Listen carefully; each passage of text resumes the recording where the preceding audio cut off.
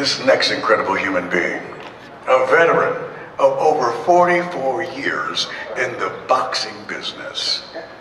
Her introduction to the sweet science was by far done by her late great husband and legendary boxing promoter, Dan Duva.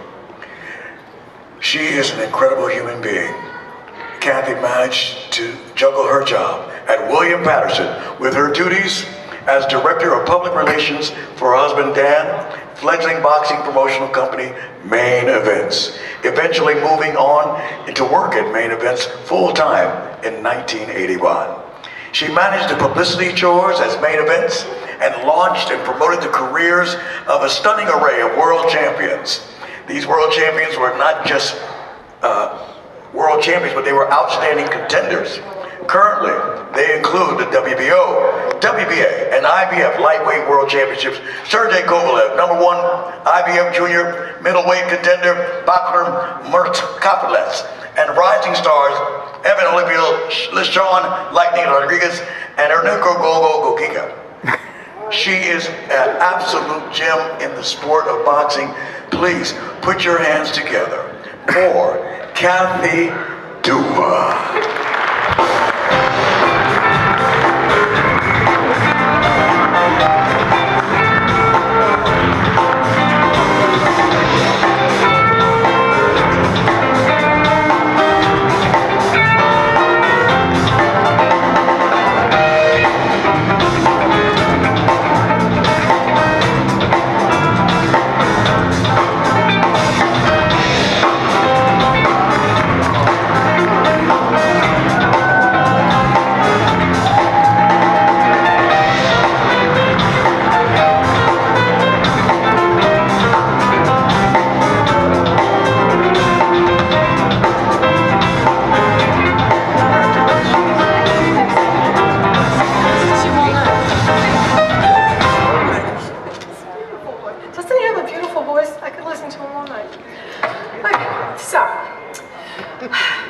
Good evening, everyone.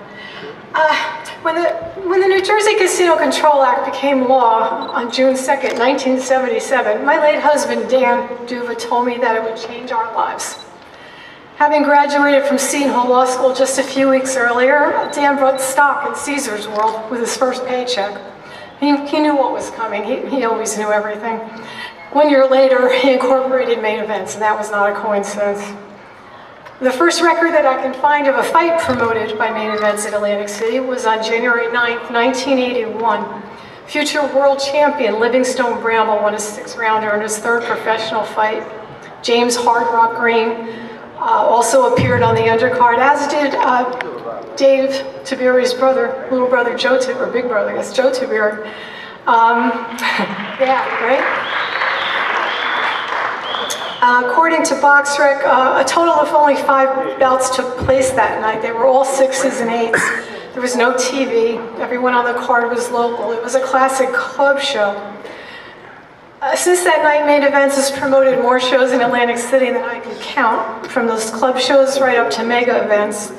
I vaguely remember a very long run of shows on USA Network at Harrah's Marina every other Tuesday. In the 80s. I'd like to tell you I remember those great fights, but what I mostly remember is forcing my husband Dan to pull over at every rest stop on the Parkway on the way home, because I was always pregnant then. I had to run to the bathroom.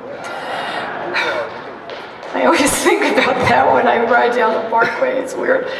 In addition to Bramble, Main Events promoted so many world champions here. I had to write their names down just to remember them all. Included Johnny Bumpus, Rocky Lockridge, Robert Hines, Pinklin Thomas, who's here tonight, Bobby Ches, Mike McCullum, Benny Pazienza, who's here, Hector Camacho, Pernell Winokur, Mildred Taylor, Evander Holyfield, Mark Breland, Lennox Lewis, Michael Moore, Zab Judah, Fernando Vargas, Steve Cunningham, who's here, Sergey Kovalev, Dmitry Bivol, and of course, in his own special way as it relates to Atlantic City, the greatest of them all, Arturo Gatti.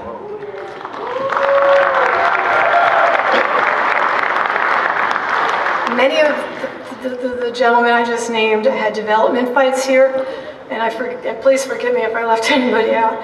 Some won their world titles in Atlantic City and others defended them here, most of them successfully. Of course, some truly memorable nights still stand out. In 1991, Evander Holyfield defeated Big George Foreman at Boardwalk Hall in the Battle of the Ages. In '92, Michael Moore won the vacant WBO World Heavyweight title in a bout with Bert Cooper in this very building.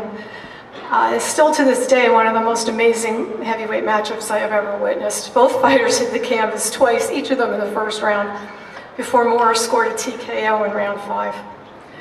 Of course, Lennox Lewis fought many times here. He's in honor tonight. 2/3 of the classic Arturo Gatti and Mickey Ward trilogy took place here, in addition to 7 other consecutive fights when Arturo sold out Boardwalk Hall in a run that will never be equaled. More recently, Sergey Kovalev outpointed Bernard Hopkins to unify the light heavyweight titles in that same building, and what turned out to be a very memorable night for me.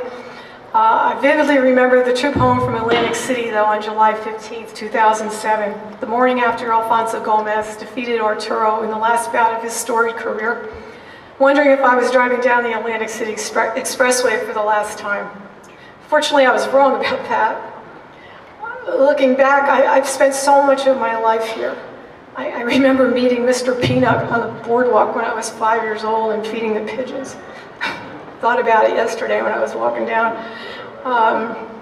I remember, I guess my most vivid memory in this place was telling Pat Lynch, who you just met, at some point during Gatti's amazing 5-year run at Boardwalk Hall, that someday we would look back and remember it as the best time of our life. Well, that day is today. In fact, today I think I miss Arturo most of all. He should have been here to share this with Pat and me, but I'm thrilled that his daughter Sophia is here. I'm so proud of Sophia.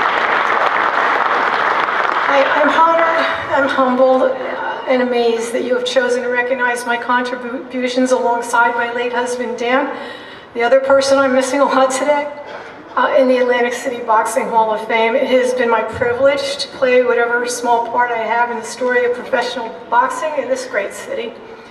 I want to thank Ray McCline, Roderick, Green, Whitney, Ron, and especially Angela Crockett for all their help, and everyone else involved in making this happen. And most of all, I always want to stop and thank main event staffers Joe Rotunda and Alexis Sullivan and Ed Keenan, who came to visit today. And not only are you all amazing at what you do, but being around you always makes this crazy job of mine a lot more fun. Thank you.